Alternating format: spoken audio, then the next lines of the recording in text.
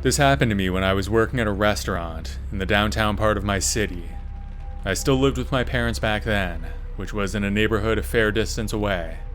It was about a 30-minute drive to get there, and maybe a 1-hour bus ride. This story is about a creepy thing that happened to me after work one night.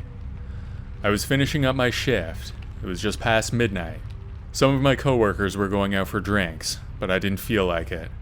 Besides, the last bus to my area was at 12:30, so if I went out, then I would have to pay for a taxi back, since no one else lived near me.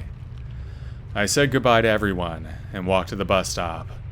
The street was lively. It was a Saturday night, and many people were out partying. I wasn't jealous though. I just wanted to get home. It had been a long night, and I was really exhausted. As I approached the bus stop, I noticed a man sitting on a bench in the bus shelter. It was one of those glass box bus shelters that have a single opening at the front. The man was hunched over in a semi-fetal position. It looked like he had been drinking, or was maybe on something. I didn't think too much of it, and just stood outside of the shelter and waited for the bus. Within a few minutes, I saw the bus approaching. It came to a stop, and I got on, along with the man who had been there before me. The bus was empty, other than the two of us and the driver. I sat near the back, and the other guy sat a few rows in front of me. After about 10 minutes, we had left the lively downtown core, and we were in a more residential area.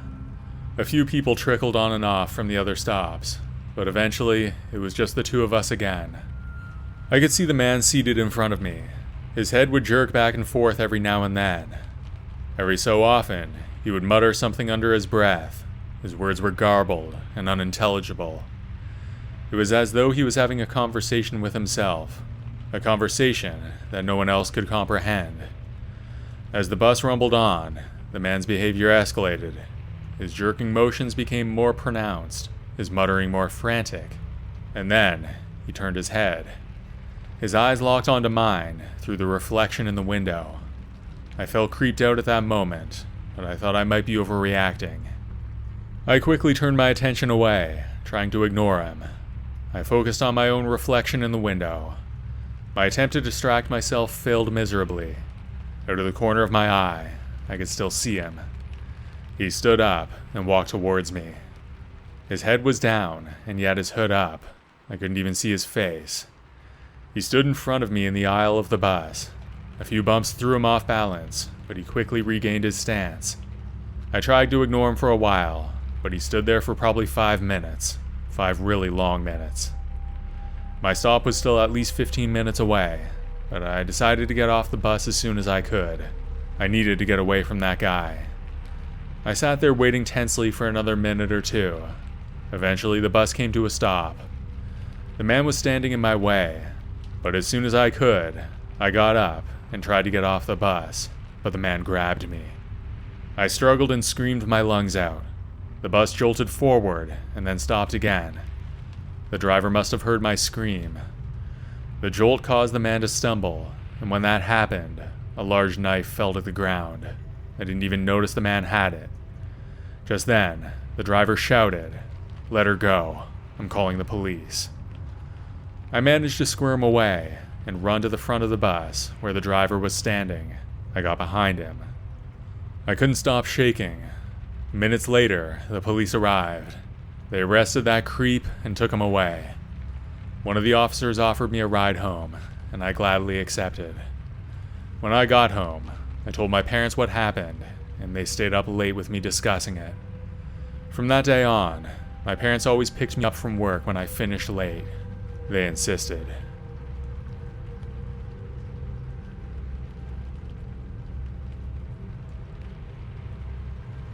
Back when I was attending university, I used to work at one of the on-campus dining halls. I worked the dinner shift. I lived in the next town over, since it was cheaper to live in a crappy little apartment out of town than to live in the on-campus dorms. I didn't own a car though, so I had to take the bus. One night, I had just gotten off a shift at work. My feet were killing me, and I was completely exhausted. As I slowly made my way to the bus stop, I noticed a man much older than me sitting on one of the benches at the otherwise empty bus stop. I didn't pay too much attention to him. I simply sat down on the second bench and listened to some music while waiting for the bus to arrive. The first sign that things were starting to get weird was that I kept noticing him out of the corner of my eye. He was staring at me. At first I thought I might be imagining it, so I looked over and caught him quickly turning his head to look away. Okay, so he was staring at me. This wasn't completely out of the ordinary, since being a young college girl seemed to gain me a bit of attention from older men. So like usual, I just ignored him. That was a mistake. Again, out of the corner of my eye, I saw him look back at me. But instead of just staring this time, he got up and walked over, then sat next to me instead. I continued listening to my music, hoping that he'd see the earbuds and take a hint that I wasn't interested in having a conversation. Instead, this man literally took the earbud out of my ear. "Hey there, sweetheart," he said, as my head snapped back to look at him in shock.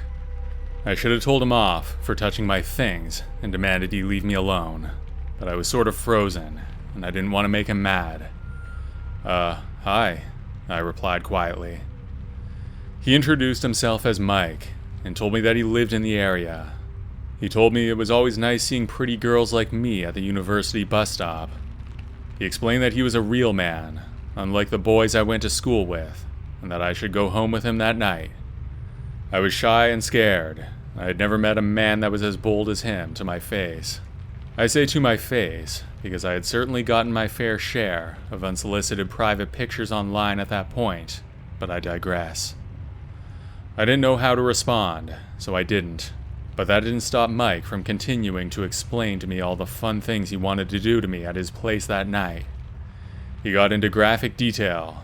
The things he described started out with basic things you'd expect, and escalated to him asking if I liked to be choked until I turned purple, and then passed out in bed. I wish there was anybody else at that bus stop, but it was just the two of us, in the dark alone, as I counted the seconds until the bus would arrive. Then Mike took things to a different level of shock by telling me, "Listen, the demons want me to ask you for your phone number, and they say you should give it to me, or you won't like what happens." He actually had the audacity to start stroking my hair. His hand was gentle, but I didn't want him touching me at all. This was shocking for a number of reasons. The demons? I wouldn't like what happened. What the hell was this guy talking about? As though he could read my mind, Mike went on to explain. "My therapists know the demons are real. I told her about them, and she says I'm not crazy, and that the demons are real." He laughed, then abruptly stopped. "Now give me your phone number like they said," he demanded. And as his hand stroked my hair for the last time, he stopped and gripped the back of my neck, still gentle, but even more terrifying. I was scared, and obviously didn't want him to have my phone number, but he was taking out his phone, and I knew he was going to call the number I gave him to make sure I wasn't lying to him. He still had his hand on the back of my neck, so I reluctantly gave him my real phone number. Stupid, I know. But I was right, and he immediately called to check. All I could think about was not making this guy angry, just long enough to get away from him, then I'd block his number. Thankfully, the bus came moments later. I sat down as close to the front as I could, near the driver, since the bus was basically empty. Mike decided to sit directly across from me. At this point, I tried listening to music again, hoping that being on the bus, and him having my number, would signal to him that it was the end of our conversation. However, he decided to reach over and unzip my sweatshirt, revealing my work shirt and name tag. I had unfortunately forgotten to remove it in my haste to leave work that night. I hadn't told him my name yet. "Abigail, what a beautiful name. Our daughter will be named Celeste," he said. I shouldn't have been shocked at this point, but I was.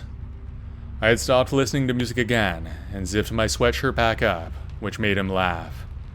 "You won't need that soon anyway," he said, and winked at me, implying how he planned to undress me even further that night. At one stop, Mike tried to convince me to get off the bus with him. I told him no. I said that I was tired, and I just wanted to go home. He said okay and stayed on the bus. I knew that had been his stop, so the fact that he was staying on the bus worried me. I was sure that meant that he was planning on coming home with me instead. Mike whispered to me. I tried to ignore him, but he repeated himself even louder. Baby, He said. He had the most unsettling smile on his face as I asked, "What?" He laughed and told me, "The demons tell me you smell nice." I was terrified and felt like I was going to throw up by the time the bus arrived at my stop. I lived in an apartment alone, and I didn't want him to know where I live. Despite my body being exhausted and sore from work, adrenaline kicked in, and I bolted off the bus and ran straight home. I made it inside and locked the door. I looked through the peephole and didn't see him, so I went to carefully peek through my window. I saw him standing near the bus stop, looking around. He took out his phone, and sure enough, I started getting a call from an unknown number. I knew it was him, since I hadn't saved his number. I ignored it. When he hung up, I started getting several texts, asking why I'd gone. He said that he didn't like hide and seek.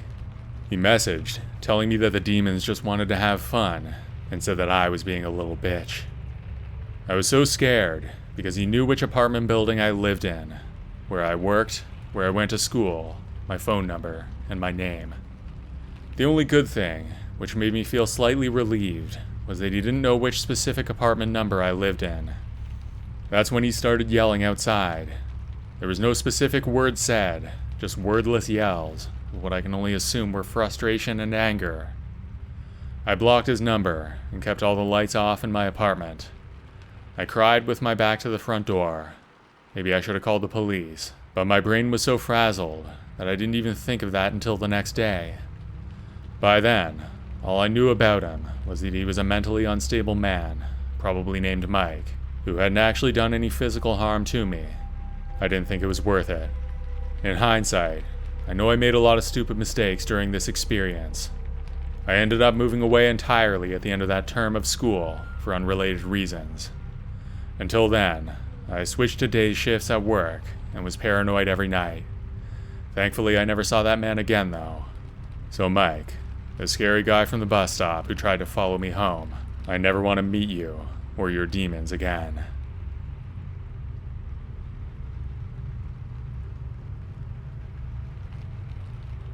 I'll start off with a layout of my city's public transportation system.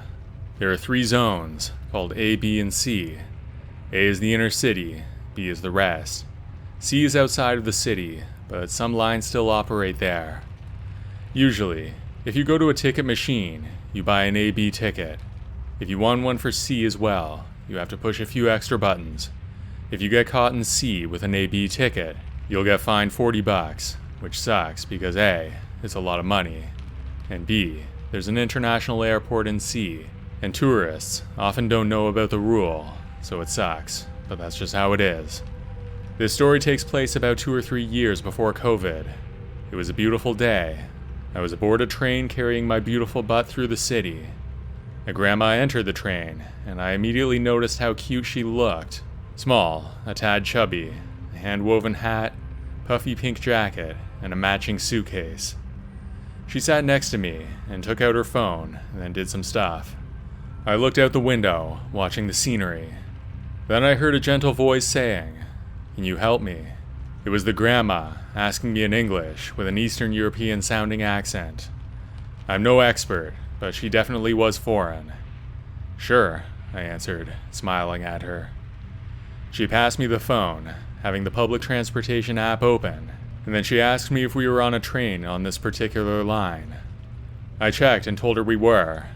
Since the train was the only one going to the airport in the C area, I thought she must have been a tourist going back home. She also had a suitcase with her, and clearly was from abroad. I added the remark that she had to be sure to have a valid Zone C ticket as well, otherwise she might get fined.